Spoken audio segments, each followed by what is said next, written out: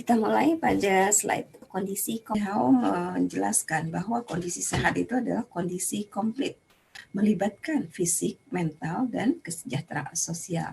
Bukan hanya tidak ada penyakit atau tidak adanya kecacatan. Individu sehat adalah individu yang memiliki ketiga komponen ini. Sehat dianggap sebagai pencapaian keseimbangan antara fisik, mental, dan kesejahteraan sosial. Dari Noto Atmojoyo 1993, disease adalah suatu bentuk reaksi biologis terhadap suatu organisme, benda asing atau luka. Illness adalah penilaian seseorang terhadap penyakit sehubungan dengan pengalaman yang langsung dialaminya. Di sini definisi lebih ke arah kepada dimensi psikologis. Sickness dikaitkan dengan dimensi yang lebih luas, yaitu sosiologis. Apa yang dimaksud dengan perilaku sehat? Ada beberapa definisi perilaku yang terkait dengan kesehatan, yaitu aktivitas apapun yang bertujuan menjaga atau meningkatkan kesehatan. Nah, definisi ini sebenarnya terkait dengan status kesehatan seseorang, artinya tingkatannya, sehingga ada perbedaannya. Misalnya behavior, yaitu aktivitas apapun yang bertujuan untuk menjaga atau meningkatkan kesehatan saat ini dan mencegah terjadinya sakit.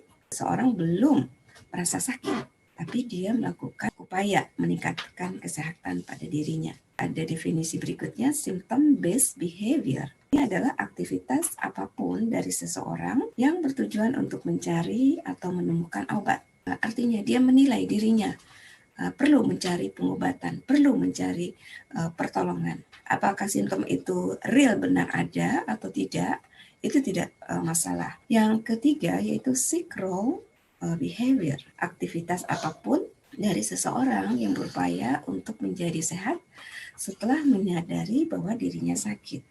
Itu tingkatan bagaimana seseorang memunculkan perilaku yang terkait dengan kesehatan, terkait dengan kondisi kesehatannya. Perjalanan sejarah mengambil suatu kesimpulan, perilaku itu sangat penting. Namanya Mikionthesis, bukunya The Role of Medicine. Risetnya menguji dampak pengobatan terhadap kesehatan sejak abad ke-17. Jadi abad 17, 18, 19 itu adalah masa-masa yang jadi perang dunia. Di seluruh dunia terjadi perubahan-perubahan, kondisi kesehatan masyarakat belum begitu baik. Ya. Asumsi dari riset ini adalah bahwa kemajuan dalam hal pengobatan dan peran medis menurunkan prevalensi dan insidensi penyakit infeksi. Misalnya TBC, difteria, influenza, cacar air, campak, dan sebagainya. Banyak sekali ditemukan jenis-jenis penyakit infeksi yang disebabkan oleh bakteri atau virus, mikroorganisme. Mekion menemukan bahwa penurunan penyakit infeksi bukan dalam taraf intervensi medis, namun dalam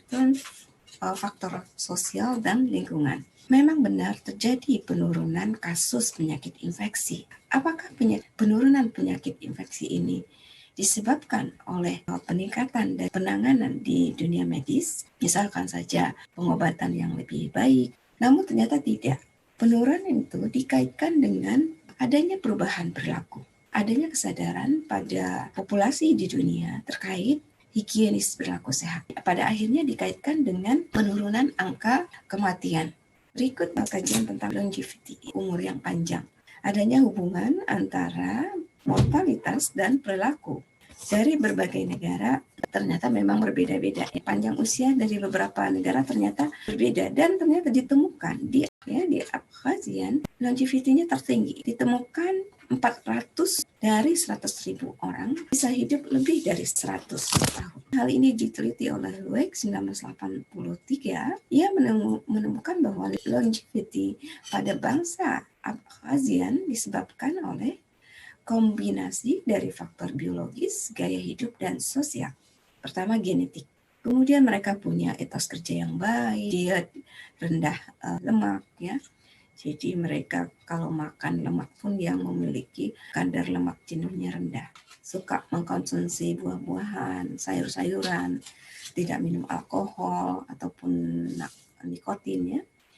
Kemudian mereka memiliki sosial support yang baik ya di dalam suatu sistem komunitas masyarakatnya. Mereka memiliki tingkat stres yang rendah. Inilah yang menjadi poin kenapa orang-orang Abkhazia ini memiliki panjang. Jadi sangat penting ya bagaimana kita melihat hubungan psikologi kesehatan dalam hal ini perilaku sehat dikaitkan dengan munculnya penyakit dan umur yang panjang. Nah, tentunya kita ingin ya memiliki kebiasaan ya, perilaku sehat, yaitu perilaku sehat yang sudah terbangun dan muncul secara otomatis tanpa adanya awareness, ya otomatis. Balance dan Breslow 1972 mengemukakan ada 7 kebiasaan sehat. Waktu tidur cukup, yaitu sekitar 7 sampai 8 jam. Tidak merokok, sarapan pagi setiap hari, tidak meminum alkohol atau narkoba, kemudian olahraga yang teratur, kemudian berat badan normal. Bentau 1985 menggambarkan faktor-faktor yang bisa memprediksi perilaku sehat. Banyak ada faktor sosial, genetik, faktor emosi, simptom yang dirasakan, belief dari profesi kesehatan. Faktor sosial jelas ya, kita punya lingkungan keluarga, apakah mereka support atau genetik ya. Memang katakanlah genetik ini given dikaitkan dengan faktor-faktor yang diturunkan dari orang tua. Namun hal ini nanti bisa dikontrol, ada treatment tertentu sehingga faktor genetik yang sudah ada ini bisa diminimalkan dampaknya. Faktor emosi jelas itu mempengaruhi. Ketika dia merasakan bahwa penyakit tertentu itu berpengaruh signifikan bagi kehidupannya, maka orang akan berupaya untuk mencapai atau melakukan perilaku sehat. Kemudian simptom yang dirasakan, kadang-kadang memang untuk orang tertentu dia merasakan simptom tapi awareness bahwa itu penyakit tidak dirasakan, tidak perlu melakukan tindakan tertentu terkait dengan kesehatannya. Bisa jadi level dari simptom yang dirasakan atau bagaimana dia memaknakan simptom yang ada itu juga berpengaruh. Belief dari pasien ya, kepercayaan apa yang dia miliki terhadap penyakit tertentu, terhadap perilaku sehat tertentu. Belief dari profesi kesehatan ya, ini juga menentukan bagaimana seseorang memandang profesi kesehatan dan nasihat atau informasi yang ia peroleh. Kombinasi dari faktor inilah yang kita anggap sebagai faktor yang memprediksi perilaku terkait kesehatan. Para peneliti di bidang psikologi kesehatan melakukan kajian yang pada akhirnya berfokus kepada belief penentu awalnya untuk akhirnya memunculkan perilaku sehat. Practicing health behavior. Nah, tidak selalu perilaku sehat itu dimiliki oleh semua orang. Ada yang concern, ada yang tidak. Ada juga yang sudah berupaya melakukan perilaku sehat, tapi tidak konsisten. Ada beberapa alasan atau berbagai faktor. Faktor yang mempengaruhi seseorang untuk melakukan perilaku sehat pada sewaktu-waktu berbeda di waktu yang berikutnya. Yang kedua, seseorang berubah karena sebagai hasil pengalaman. Contohnya ya, merokok. Dikatakan merokok bisa menyebabkan penyakit kanker atau gangguan pernafasan. Nah, seseorang tidak akan menghentikan kebiasaan merokok kalau dia belum mengalami gangguan ya atau tidak mengalami sakit. Yang ketiga, perubahan keadaan sekitar dari kehidupan seseorang. Misalnya ada tren masyarakat olahraga pagi, membangun kesadaran bahwa seseorang melihat pentingnya berolahraga. Kita juga harus berupaya mencegah penyakit. Pencegahan bisa dilakukan yang sangat dini, primary, secondary, dan tertiary. Primary prevention artinya adalah upaya-upaya untuk menghindari sakit atau cedera. Ini mirip dengan perilaku well behavior ya. Seseorang belum ada simptom sakit, belum ada diagnosa dia mengalami penyakit tertentu gitu ya, tapi dia sudah melakukan ya membangun pencegahan terhadap dirinya supaya dia tidak menderita sakit atau yang terkait dengan penyakit genetik ya. Kalau memang di keluarga ada riwayat penyakit genetik, maka sebelum bayi itu lahir, pasangan suami istri bisa melakukan tes genetik. Ya. Nah, ini upaya-upaya yang dilakukan di level primary. Ya, sudah ada usaha sebelum adanya gangguan atau simptom atau penyakit. Di level kedua adalah secondary prevention. Nah, di sini upaya untuk mengidentifikasi dan melakukan pengobatan rasa sakit atau cedera sedini mungkin yang bertujuan menghentikan atau mengembalikan ke kondisi sehat. Tertiary prevention di sini di level di mana memang pencegahan itu lebih ke arah supaya apa yang dirasakan atau sakit yang sudah dia didiagnosa itu tidak lebih parah ya. Jadi ketika penyakit serius terjadi atau sakit yang semakin parah, maka diupayakan tidak permanen. Misalkan dia mengalami stroke, ya, ada bagian anggota tubuh yang terganggu, dia tidak bisa berjalan atau tidak bisa berbicara dengan jelas, maka ada terapi, ada fisioterapi. Nah, terapi ini dilakukan dengan penuh kesadaran dan niat yang motivasi atau semangat. Nah, maka si individu juga setidaknya dia bisa menjalani sehari-harinya dengan kondisi yang lebih baik, yang menghalangi munculnya perilaku sehat tadi. Pertama ada faktor emosi, ya. Kedua ada perilaku sehat yang tidak stabil. Faktor emosi, kita akan semakin aware kalau kita khawatir terhadap penyakit tertentu, ya, atau di keluarga kita ada penderita penyakit kronis, ya, maka kita akan berupaya. Tapi kadang kita juga tidak muncul, jadi penghambat hilangnya rasa takut tadi karena saya tidak menjalankan perilaku sehat, saya tidak apa-apa. Khususkan di sini adalah anak-anak tidak merasakan suatu hal yang mengganggu gitu ya ketika dia tidak melakukan perilaku sehat. Ya, dua hal yang menjadi concern pada anak-anak dan remaja pada fase ini adalah fase penanaman perilaku, penguatan pembentukan perilaku positif. Jika di fase ini cukup berhasil, artinya sudah menjadi bagian pada anak-anak, maka untuk selanjutnya konsistensi itu bisa diteruskan. Berikutnya penanganan diberikan pada orang-orang yang berisiko tinggi. Pada orang berisiko tinggi ini pada usia ya katakanlah 40 tahun ke atas, pada individu yang punya riwayat sakit sebelumnya, maka perlu kita concern ya bahwa individu ini terus dengan konsisten melakukan diet misalnya terhadap makanan, terhadap aktivitas olahraga ya tertentu misalnya. Berikut problem dalam promosi kesehatan.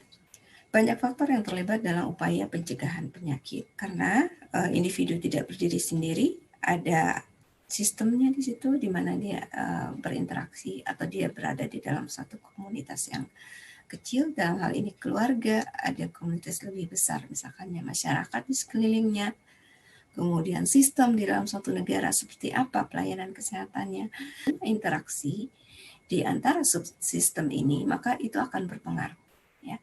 Bagaimana upaya-upaya kita bisa mempromosikan sehat, perilaku sehat. Faktor individu, interpersonal, komunitas, ya semuanya ini berperan penting. Jadi kita tidak bisa lepas dari sistem. Ini tidak dibahas karena saya pikir sudah banyak ya sebelumnya informasi tentang faktor-faktor tersebut. Kemudian, nah, di sini ditambahkan penentu perilaku sehat. Apa saja yang bisa menentukan seseorang, memperkuat seseorang untuk bisa memunculkan perilaku sehat? Pertama, yaitu terkait dengan faktor belajar. Kedua, faktor sosial, kepribadian, dan emosi. Yang ketiga adalah persepsi dan kognisi. Faktor belajar, bahwa individu dia belajar melakukan untuk memunculkan perilaku. Faktor belajar ini boleh dikatakan kita sebut faktor eksternal ya. Kenapa? Karena dia menunjukkan perilaku itu karena ada penguatan, reinforcement. Atau dia melakukan perilaku, tidak memunculkan perilaku karena ada punishment. Ya. Nah itu mekanisme, ini lebih ke pendekatan behavior. Ketika anak faktor sosial ya masih ya, dimana kadang kita di keluarga ternyata ada orang tua yang merokok, ayahnya gitu ya. Itu model bagi individu, model. Oh ternyata ayah saya merokok tidak apa-apa, tidak ada penyakit tertentu ya. Jadi itu juga menjadi penguat untuk akhirnya dia juga mencontoh ya.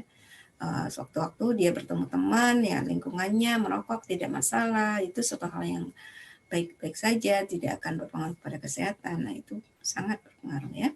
Kepribadian, ya, kepribadian jelas individu yang biasanya katanya individu yang lebih concern, ya, lebih terorganisir, punya rencana yang baik, berorientasi pada tugas, biasanya punya kepribadian yang lebih cukup aware terhadap perilaku sehat. Yang ketiga, persepsi dan kognisi. Nah, ini olah pikir individu terhadap suatu informasi. Informasi memang harus lengkap. Bagaimana individu memaknakan suatu simptom, bagaimana individu memandang suatu penyakit, itu menentukan, ya. Punya pengetahuan yang benar tentang isu kesehatan. Merokok bisa menyebabkan gangguan pernapasan, merokok bisa menyebabkan kanker paru, seperti itu. Apakah individu cukup informasi, hanya sekedar informasi seperti itu? Ya. Nah, individu yang punya level pendidikan tertentu, dia akan berupaya mencari informasi yang lebih jauh. Oh, ternyata benar dan sebagainya. Oh, kenapa hal itu bisa terjadi? Karena dampak merokok seperti ini terhadap tubuh dan akhirnya bisa memicu penyakit kanker dan sebagainya. Ya, itu terkait dengan pengetahuan yang benar, ya, tentang isu kesehatan. Kemudian ada juga belief-belief tertentu, ya, belief ini ternyata tidak selalu positif, unrealistic optimism, ya. Optimis, wah, saya tidak akan sakit itu. Saya selama ini sehat-sehat saja. Saya tidak olahraga juga tidak apa-apa, ya. Demikian unrealistic pesimis, ya, terlalu berlebihan pesimis, ya. Jadinya khawatiran yang berlebihan, ya, kecemasan yang berlebihan, dan akhirnya memicu penyakit psikologis. Ya, kekhawatiran misalnya di rumah ada yang menderita penyakit kanker, dan individu sangat tersiksa seperti itu, ya, bahwa oh, saya bakal akan sakit ini dan sebagainya. Ya, belief-belief perilaku itu akhirnya tidak membangun perilaku yang cukup puas, ya, perilaku sehat yang seharusnya bisa dilakukan. Karena apa? Dia khawatir, dia cemas, jadinya tidak melakukan aktivitas yang positif. Oke, untuk mengubah sikap dan perilaku ada komponen educational appeal, ya. Di sini bagaimana pendidikan juga cukup penting, ya. Jadi tadi pengetahuan yang cukup, informasi yang benar itu penting, ya. Bagaimana informasi itu memberikan pengetahuan pada individu perilaku sehat, kesehatan itu penting. Bahwa menjaga kesehatan sedini mungkin itu adalah lebih baik dibandingkan nanti di usia yang sudah, katakanlah usia yang lanjut, ya, usia 40 tahun ke atas, 50 tahun ke atas, ya. Jadi informasi yang benar dan jelas, ya, itu penting. Nah, siapa yang melakukannya ini kita bisa peroleh di masa pendidikan, di jenjang pendidikan, ya. Di keluarga tentu saja bisa, ya, orang tua gitu, ya, sambil bermain, mulai dari pemahaman-pemahaman sederhana terhadap anak, ya. Kita misal kita berikan contoh anak yang obesitas seperti itu. Bagaimana anak yang obesitas itu agak kesulitan dalam melakukan aktivitas tertentu, ya. Memang dia memiliki badan yang gemuk, seolah kayak seperti sehat, ya, tapi ternyata ada keterbatasan tertentu di situ, ya, di keluarga, ya, misalnya seperti itu. Kemudian media juga pengaruh, ya, memberikan informasi yang baik. Misalnya contohnya baiknya melakukan medical check up berkala seperti itu bisa lewat media, ya. Kemudian fear pills, ya. Jadi tadi contohnya orang bisa menjadi khawatir sekali di suatu yang ekstrim atau tidak, ya. Tapi memang pada akhirnya untuk menghilangkan rasa khawatir atau cemas atau takut di sini, orang pada akhirnya berupaya untuk menunjukkan perilaku sehat. Khawatir menderita penyakit A, khawatir menderita penyakit B, ya. Nah, supaya kekhawatiran itu katakan berkurang, maka individu biasanya akan menunjukkan perilaku sehat. Ya, itu bisa. Jadi warning, ya. Jadi peran fear di sini itu sebagai warning bagi si individu untuk memunculkan perilaku sehat. Yang ketiga adalah message framing. Ya, pesan yang perlu diperhatikan di sini, ya. Ya, di sini kita sudah sering melihat, ya, misalnya di kotak rokok, ya, atau iklan rokok. merokok bisa mengakibatkan penyakit jantung, ya stroke dan sebagainya, macam-macam di situ. Nah, kira-kira pesan ini cukup baik Kak ya, framing seperti ini. Ya, membuat orang menjadi sadar, oh saya khawatir takut.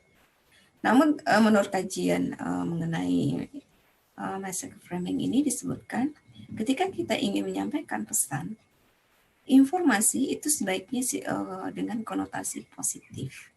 Ya, nah, maksudnya adalah tidak menakut-nakuti dengan risiko buruk, tapi lebih menekankan benefit atau manfaat dari perilaku yang dimunculkan.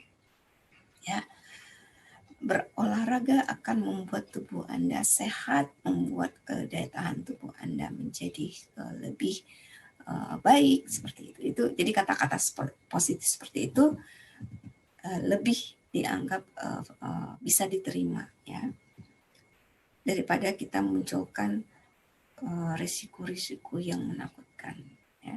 Nah, ini salah satu contoh ya pesan iklan yang mungkin nanti kita bisa manfaatkan bagaimana membangun perilaku yang sehat pada masyarakat.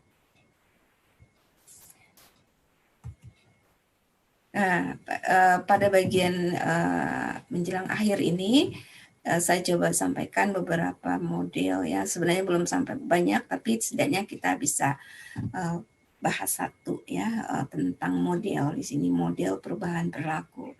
Ini konsep teori yang berupaya untuk bisa melihat beberapa faktor memunculkan perilaku sehat, bagaimana kita bisa mengukur dari faktor-faktor tersebut, kemudian bagaimana kita bisa memahaminya, dan akhirnya kita bisa memberikan rekomendasi. Ya. Di sini dijelaskan bahwa individu tidak dipandang semata-mata sebagai korban penyakit, namun juga ikut bertanggung jawab terhadap kondisi sakitnya. Ya, jadi jelas individu itu bukan korban, tapi individu adalah dia bisa pengeksekusi, bisa dia menentukan saya harus seperti apa. Nah itu jika kita berfokus pada individu dan juga memperhatikan faktor-faktor yang lain, tentunya kita akan lebih mudah bisa membangun perilaku sehat. Ada dua model, cognition model dan social cognition model. Kognisi ya, kita lihat satu, yang pertama ini. Cognition model, jelas model ini lebih menekankan bagaimana perilaku atau munculnya perilaku itu dikaitkan dengan bagaimana individu memanfaatkan aspek kognisinya, ya. Menguji prediktor dan prekursor pada perilaku sehat. Jadi ada faktor-faktor prediktor dan prekursor. Prekursor itu yang mengawali dan prediktor itu katakanlah faktor yang sudah jelas. Kadang-kadang prekursor itu suatu hal yang kita lihat ke belakang. Misalnya faktor herediter gitu ya, faktor gen seperti itu ya, itu bisa juga kita lihat di sini.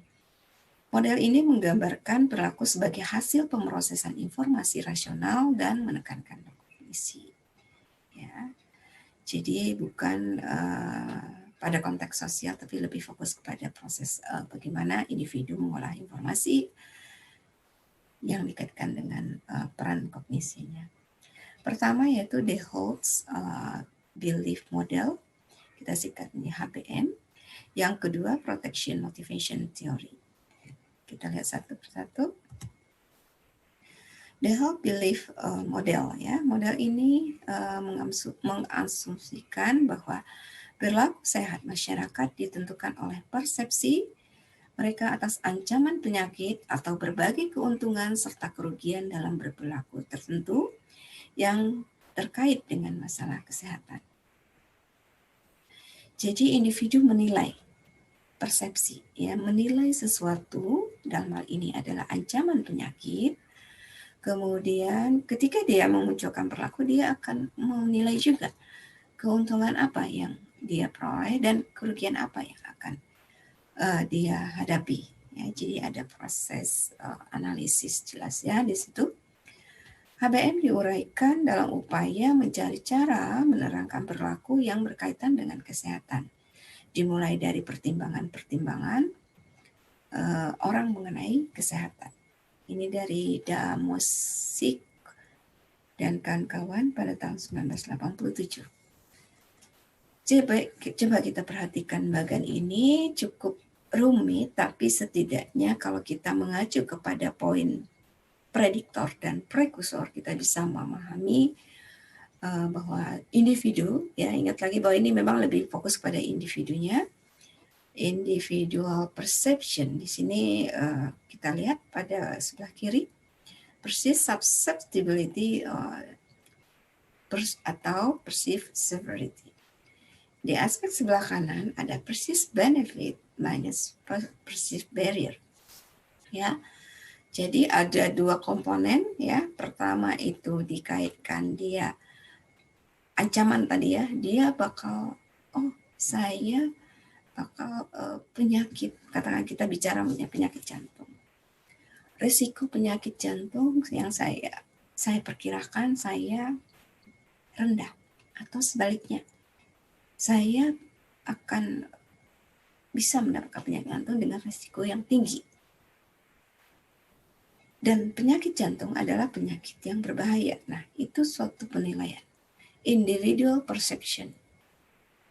Kemudian di satu sisi lain, likelihood of action-nya, bahwa tadi dia akan menilai manfaatnya apa. Ya, saya tidak penyakit jantung, saya bisa bekerja dengan baik gitu ya. Tapi minusnya apa? Saya harus melakukan check up dan sebagainya. Saya keluar biaya memang seperti itu. Harus dikeluarkan. Nah, pertimbangan itu dilakukan di level individu. Kemudian action yang akan muncul itu tidak lepas dari faktor modifying factor di sini. Kita lihat bagian ini. Di sini ada bagian yang prekursor yang saya sebutkan tadi. Ada age, usia, jenis kelamin, ada ethnic, personality, sosioekonomi, knowledge ya. Ya, jadi ada pengetahuan yang sudah dia miliki, sejauh apa dia mengenal penyakit jantung. Apa yang dia ketahui tentang penyakit ini, kemudian ya. Sosioekonomi, seperti apa individu ini ya. Pada level apa si individu bisa memahaminya dengan baik. Apakah ini menjadi concern bagi dia? Personalitinya, kira-kira dia tipe A atau tipe B ya. Orang yang mudah panik tidak, atau orang yang cenderung tenang, itu juga pengaruh ya. Ketika dia memberikan penilaian terhadap penyakit jantung, saya orangnya panikan, dikit-dikit tidak bisa tenang ya dalam melakukan sesuatu. Nah, menurut teori atau konsep, orang tipe A seperti ini juga cukup berpengaruh terhadap munculnya penyakit atau mudah stres dan sebagainya. Etnisnya, ya kalau kita tarik lagi etnis terkait dengan faktor genetik, apakah memang di keluarga ada itu indikasi histori penyakit jantung ya.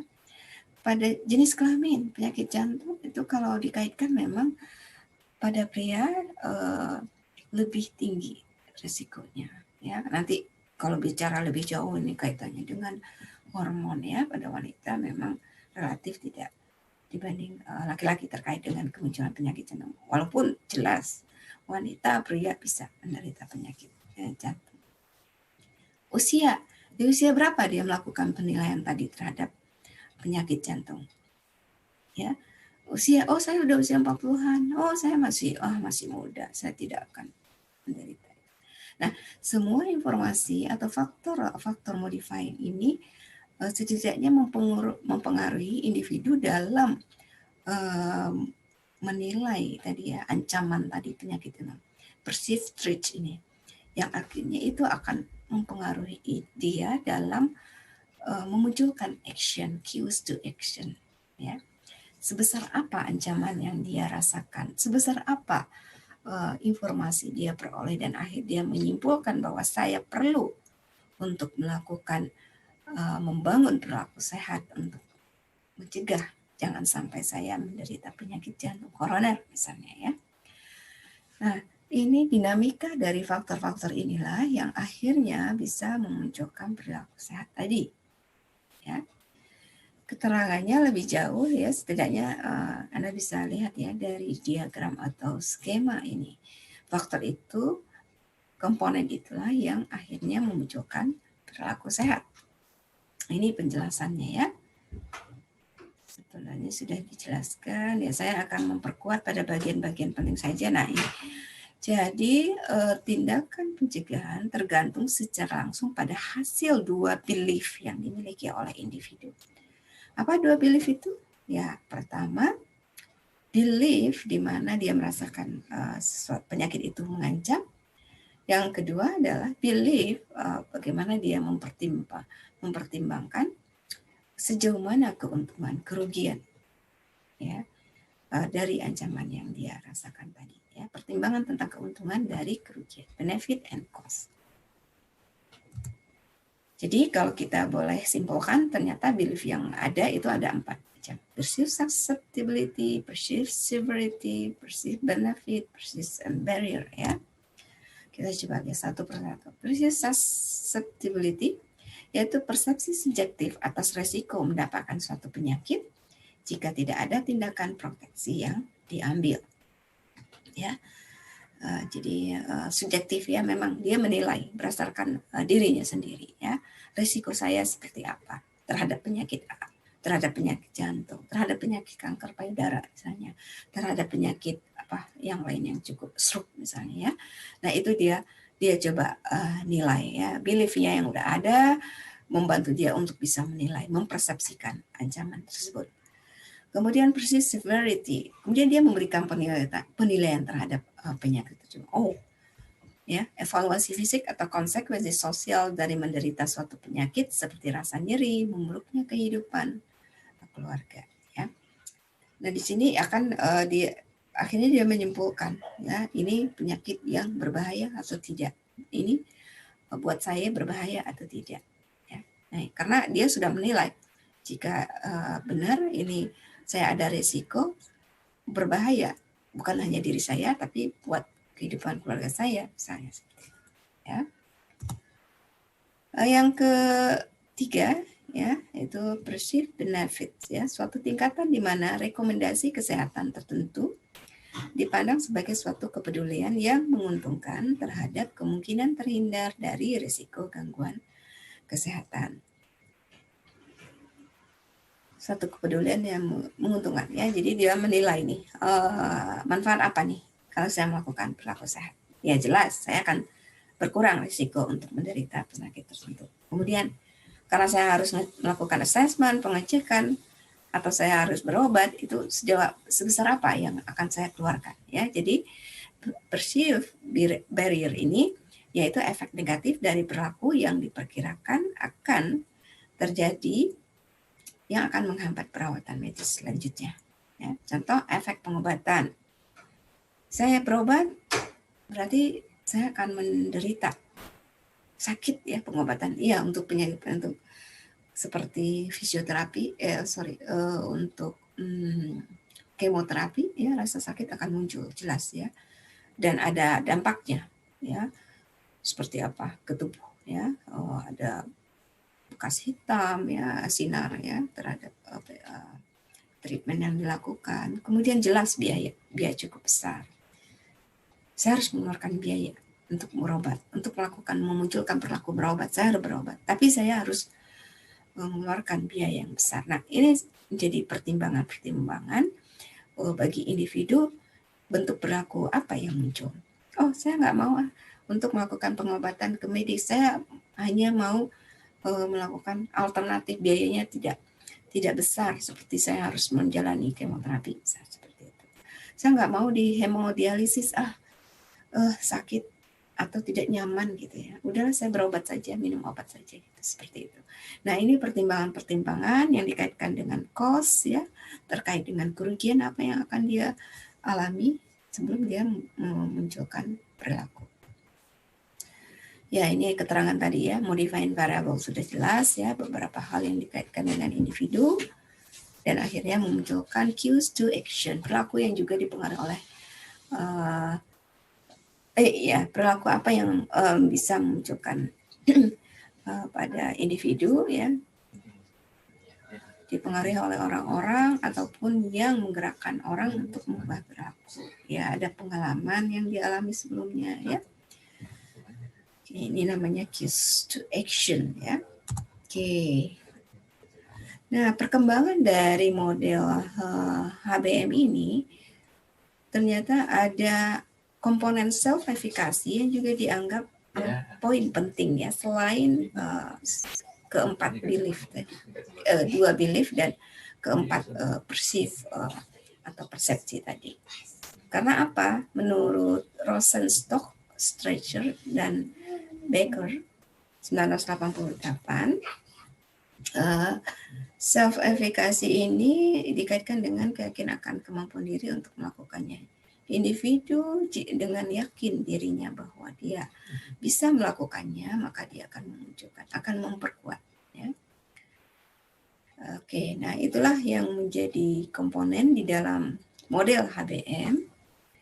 Perjalanan pengaplikasian dari model ini sebenarnya sudah cukup banyak, ya, memunculkan seperti screening, ya, sederhananya hipertensi, pengecekan kemungkinan pap smear, ya, kita cek apakah seorang wanita itu dia ada kemungkinan penderita kanker serviks, kemudian screening genetik, ya, penggunaan alkohol, ada apa resikokah dia, ya, karena dia misalnya pernah menggunakan dalam sekian waktu, dia cek, ya, pengertian perilaku merokok dan sebagainya. Sudah banyak dilakukan model ini, namun memang ada satu kritikan yang cukup banyak diberikan kepada model ini, karena model ini terlalu fokus pada individu, tidak terlalu memperhatikan faktor lain.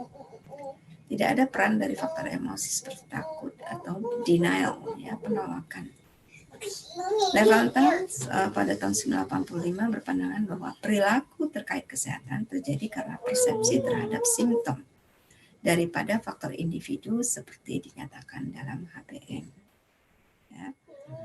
Jadi lebih kepada individu, ya, persepsi. Nah, itulah salah satu daripada model yang kita bahas pada pertemuan ini. Selanjutnya kita akan lanjut pada model berikut atau teori berikut yang dikaitkan bagaimana kita bisa memprediksi perilaku sehat. Terima kasih. Wassalamualaikum warahmatullahi wabarakatuh.